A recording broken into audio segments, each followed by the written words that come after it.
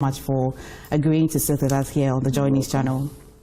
We'll start with the recent helicopter crash, sadly, that happened on August 6th this year. Whilst the nation or the country is grieving and mourning, many have said that it is as well because of our fight against illegal mining, popularly or locally known as galamsey.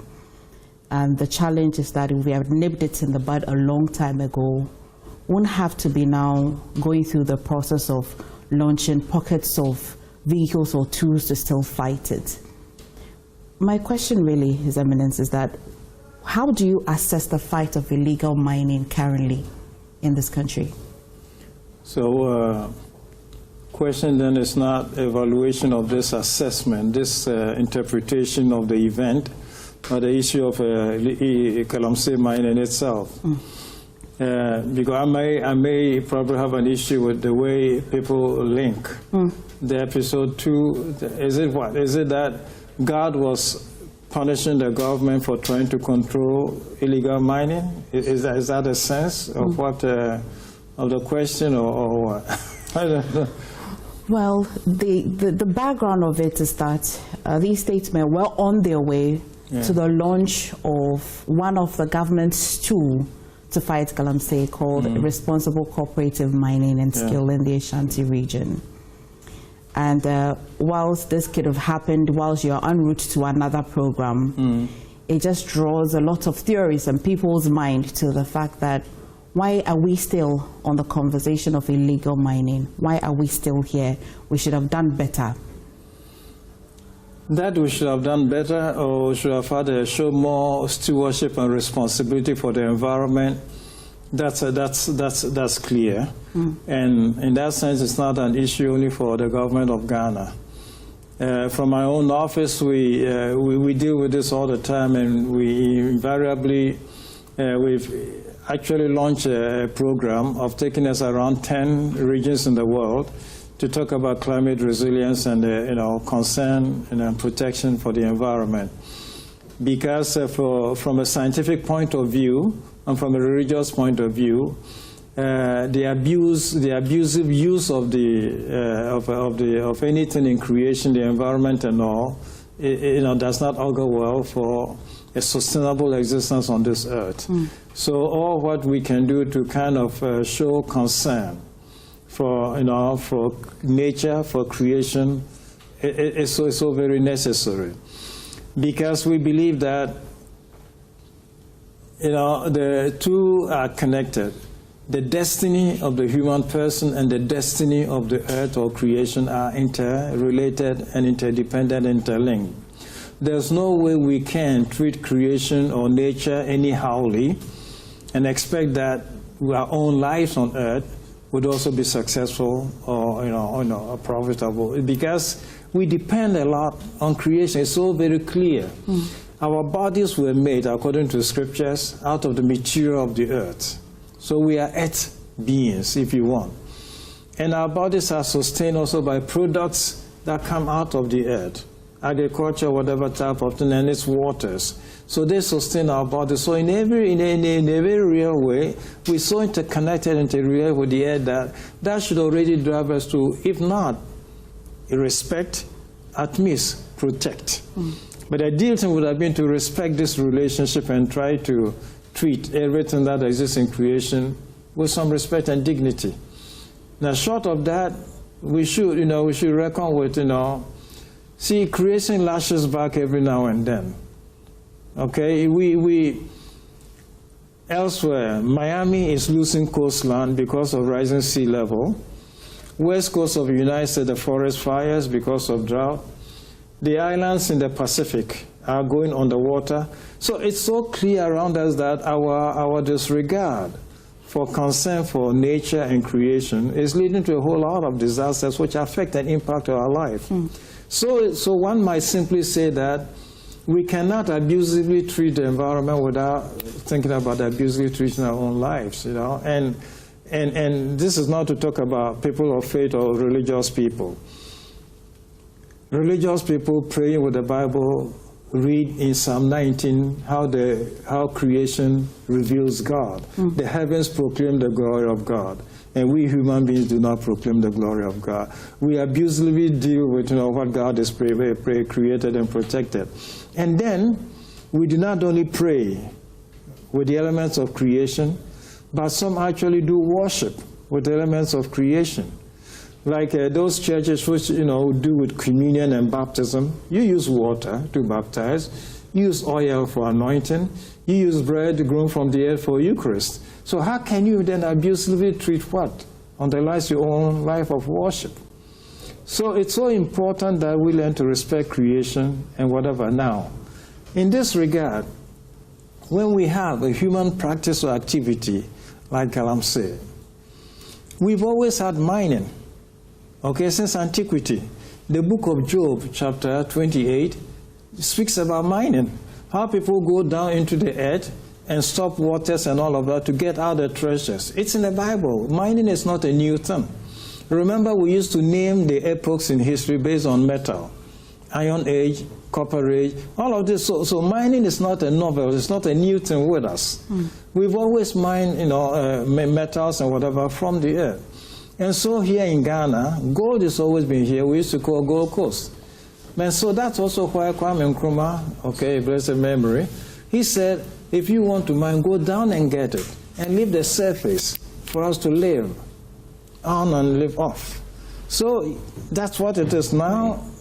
So we did have that. But it's also now being discovered that gold is not always deep in the ground. Sometimes you have it very close to the surface on the topsoil. So in so doing, which is what Kalamse does, you get rid of the vegetation, denudation, you get rid of the topsoil, that's for agriculture, only to get to this. So you get precious metal, but in the process destroy what feeds you and what nourishes you. So it's an activity which is not sustainable. And if we still need to get the metal, then let's find a sustainable way of doing this. It's not sustainable in the sense that when the companies, so with big resources, decided to mine, they would go down and get it with shafts and whatever, and they will have tail dams to wash the, whatever thing, and not spill them into rivers. So they had it all under control. Kalamse and private individuals don't have the capital to invest in all of this. So they take the cheapest way out, which just means pollution rivers, washing this in rivers, and so a whole lot of our river systems are dying. Okay, so Ankobra is gone, Pra is gone. So Pra now enters the sea. You pass by, in the past when we were growing up, you cross from Cape Coast to Takoradi, and you have shrimps to buy. It's gone. The breeding ground of all of this. So that's what it is. Therefore, an initiative like what these ministers were going to go inaugurate was going to be an attempt to organize them, and probably in the organization of them, grouping them to groups, the government will be able to provide probably a tail dam for them to wash the gold and not get spilled into rivers. So I think this is a fruit of a reflection that the government did, okay, and which they were going to implement. So you have an activity that you see you cannot really easily stop because people's life or whatever depends on it. But you also recognize its downstream effect, which is destruction of water bodies and environment. And so as a government, you want to try to see how you can respect both needs. People's need for jobs or something to whatever, and at the same time, the conservation of your environment. And so what you just described about creating cooperative whatever was probably in the direction by way of finding a solution to something that you don't want to simply stop. Absolutely. Okay? But something that you also, whose side effect you also recognize to be deleterious or offensive or abusive of the environment. So I wouldn't find that offensive in God's plan, so as to cause an accident to happen. Neither would I find it offensive in any principle of destiny to make accident like that happen. We just need to recognize that all our travels based on technology. Anytime we step into a car, we put our hands in the hands of technology. And when that is the case, we need to recognize that this was put together by humans. And human error is always a factor to reckon with whenever you deal with any type of human production machines.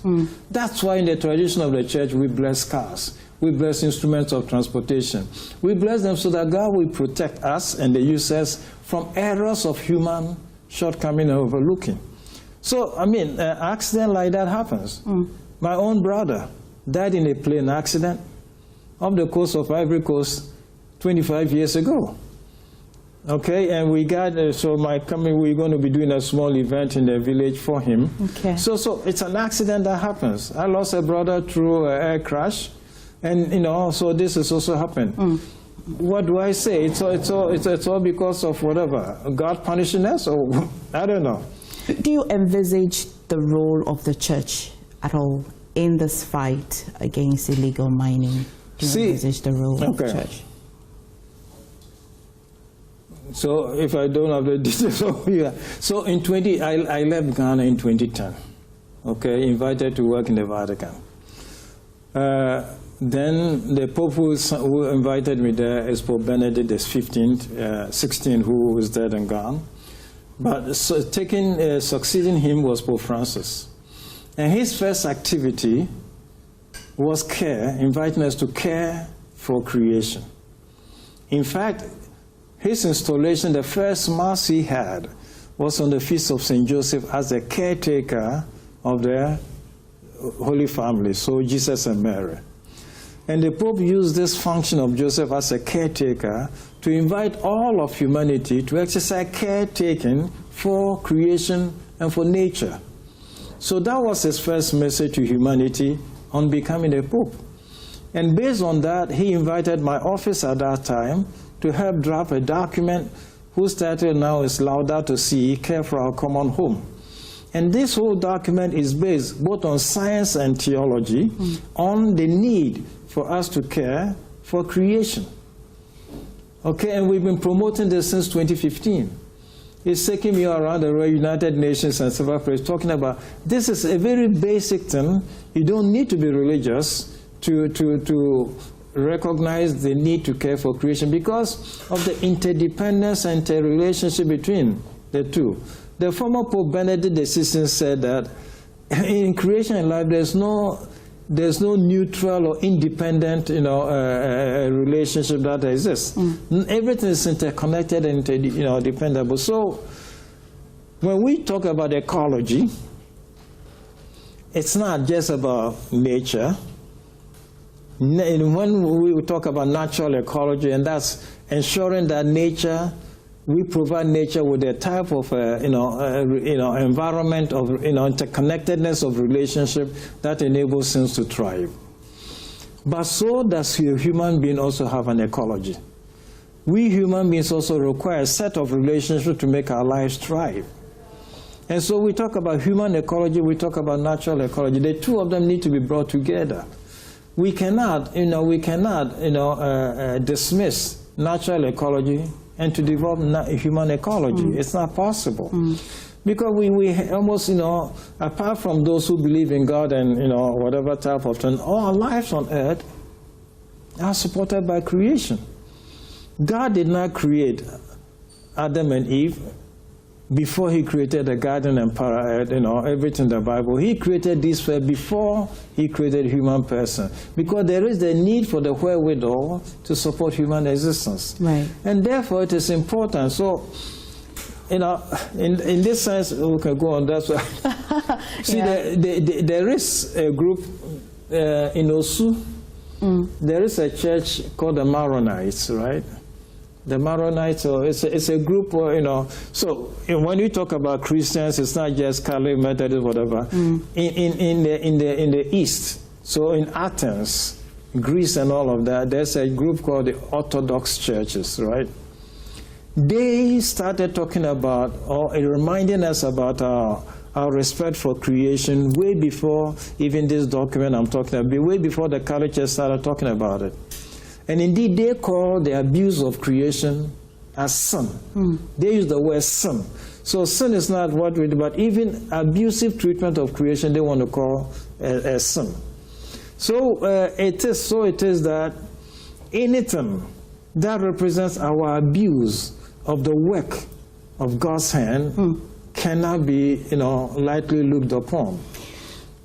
Thank you for such an elaborate answer, because then you didn't just give the answer saying that of course the church should or they should not. You give evidence to that answer. There is a conversation in Ghana. It's been a conversation that's been lingering, but now it's come to the fore, especially again because of this helicopter crash, that there's a call that religious leaders should submit their prophecies for review. What's your take? Prophecies about what? If there is any prophecy about... So a prophecy about anything? Government officials or anything that is in the domain of the government, they should submit the review, for a review. I mean, if this is a government policy, I'm not part of, so I respect the considerations that led them to this, argument. I've not been privy to it, and I've not had the chance to, consider the factors and the elements that led to this type of thing. But as a man of religion, let me put it that way, or as a priest and whatever, I find that to be a very challenging task. Okay, I can again, depend on how much time we have going through all of this from the beginning, but let me do it basically this way. Start traditionally, Akomfo. Yes, Mr. Minister, I do. Traditionally, Akomfo, when I'm using a word out, when they come, okay, what come, and when they come, it is to come out with a prophecy. Okay, Akomfo go through whatever type of thing to come out with a message. Okay, which is supposed to have been inspired by the deity or whatever type of thing they serve, or in whose name, whatever type of thing. That's a form of prophecy they will claim. Okay, that's a form of prophecy they will claim, and it got its different abuses and different whatever. As a child growing up, I grew up in the mining town in Sutatakwa. As a child growing up, I knew of episodes where people, just to fashion credibility, would follow a person, and then they test. Then they will ask, do you see what is following you? And naturally, the person turns around and sees nothing. And then they will say, you don't have eyes, okay? And you don't have eyes, so you don't see what is following you. And that already is enough to sow anxiety and fear in you. And so the natural thing is, you want to see this thing that the other guy who has eyes can see. And that's how our comfort used to attract people to whatever. And so you go to them and it's bring this and bring a chicken and bring this and bring that, whatever, to protect you, whatever type of thing. That was also a traditional form of prophecy, Eshekon. Okay? And we have borrowed that word, akomshe. Okay? Now we talk of akomshe as prophecy, removed from this traditional thing about deity or fetish or whatever type of, but there's still akomshe. Okay? And then people, so God speaks to them. And indeed, this is not foreign. In scriptures, we have this given as one of the gifts, okay, of that Christ, the gift of the Holy Spirit bestowed on the church. Some will prophesy, and some would interpret prophecies. Okay, we read about this in Paul's letter to the Corinthians and Ephesians. So this is also part of Christian whatever type of thing. So we're dealing with the gift of the Holy Spirit that enables people, through which God bestows on humans an aspect of his divine knowledge about things happening, things in the future and all of that. So people do that to promote. If you were to look at Romans and whatever, it's to promote the church. It's gift given by the Holy Spirit to promote the church and all of that. And this type of gift is also sometimes to warn or to educate or whatever type of whatever. This, however, I would say, is not to be confused with premonition. There's another thing in human life called premonition. People have this gift of premonition. I've known my priesthood. I've dealt with people who have the gift of premonition. They see something happening, about to happen, but are worried sometimes because in most cases they're not able to stop it from happening.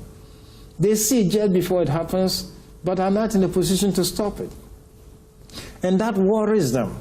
And in having to deal with people with that kind of thing, then the thing I ask them to do, when that is the case, when God opens your eyes to see whatever, pray first. Put it to prayer. God is merciful. He's shown this to you. It just means that he knows you can do something. And the first thing you can do is intercede. Intercede with God about whatever you see happening. The last case that I heard of this was when I was a staff in Emisano or whatever. There was a lady in that town who had this gift of premonition.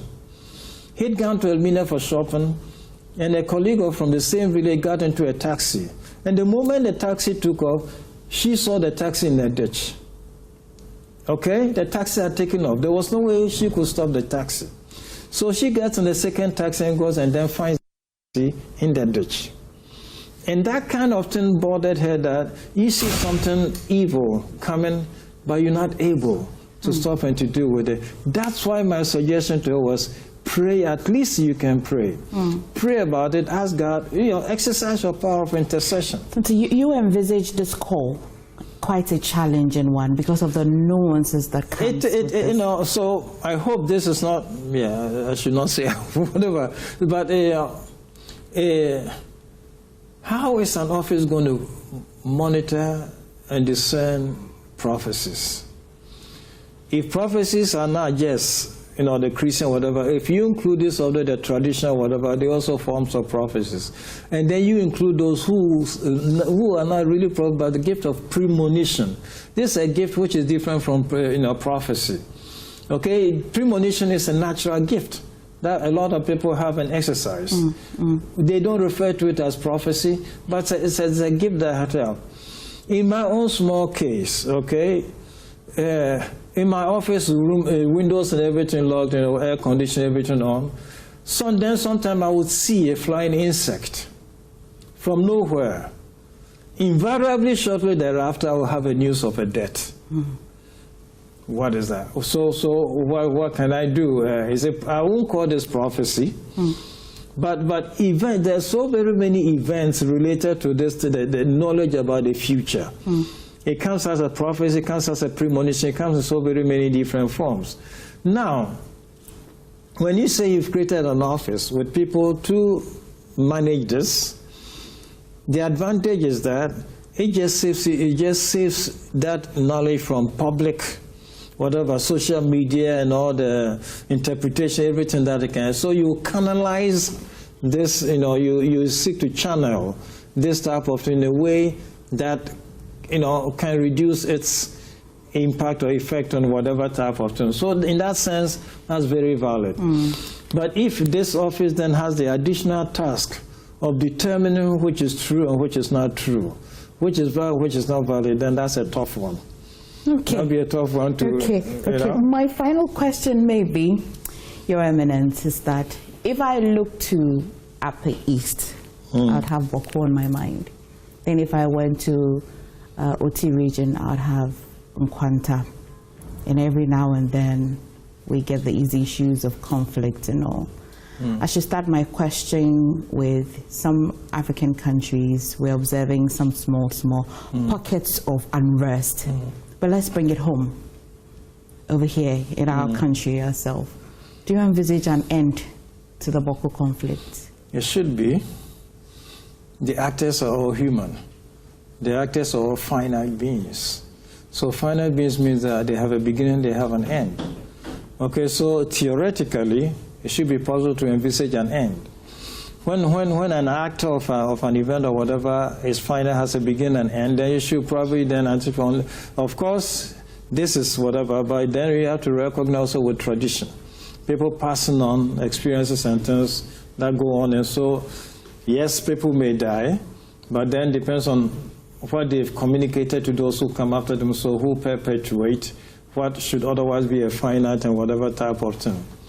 The issue about Boko you address, as well as that of Nkwanta, we dealt with already when, in the when the National Peace Council was first instituted in this country, with which I said with religious leaders, Otebi was a member, Bishop Lodo Nuofo was a member.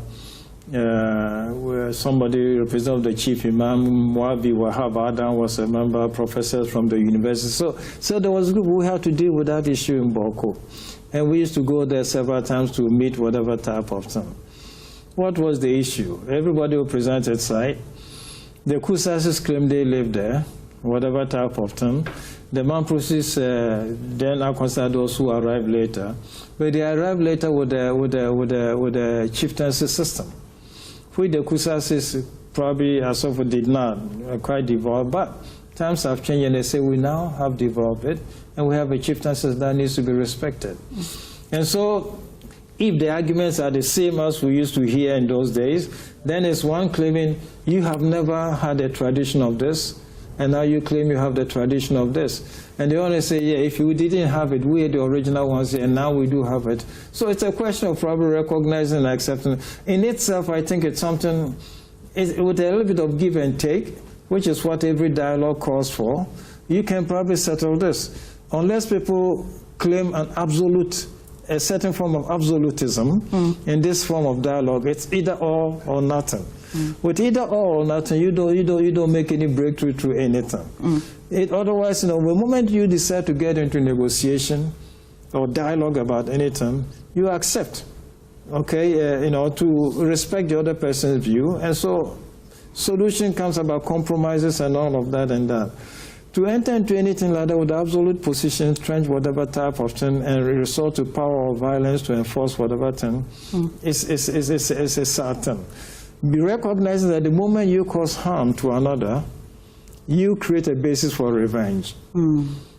Okay, and then becomes a give and take and tit for tat, and so it perpetuates something which could have been settled, whatever. So that's what it in Quanta case is also the same. Yeah. Over land. Okay, that's also whatever type of thing. So, I mean, so there's still the National Peace Council. I would encourage them to, to do whatever type of thing. If we can be of help, we're always available. But some of these things, we also developing our own thoughts and ideas about how we can be of help. Okay. And when the proper time comes, I think we'll make them public. Okay. Okay. In wrapping my interview with you, Ibagana, Abis Bandes Pa. It's what I mean if you were wrong. So it's what I mean you be easily. But even them crown also a difficult. And in the day, say you both for where African markets will be a Kobe crap here, Benny, Kako crap here, Benny, I be pay Benny, whatever. Yeah, I pay Benny be very easy, but on our days you can see, and on your mass some cassette. Baby could be a niffy baby. Other somebody who has all the woods are Oma, what's in cum. Yeah. See, also she is be okay. Yeah, that's it. Thank you so much. In this very difficult time, I'd like you to share a word to us as a country. Yeah. So, I think every year I come home in August for a short vacation. I try to do 3 visits since I've been in Rome this past 15 years. So I come for Christmas, I come for Easter, to help some village celebrate, this night religious feast. So I go to a village without a priest and I help them. But for August, I come for a short vacation. I never did expect to come into Ghana for vacation under this cloud of sadness and grief and, accident and disaster like that.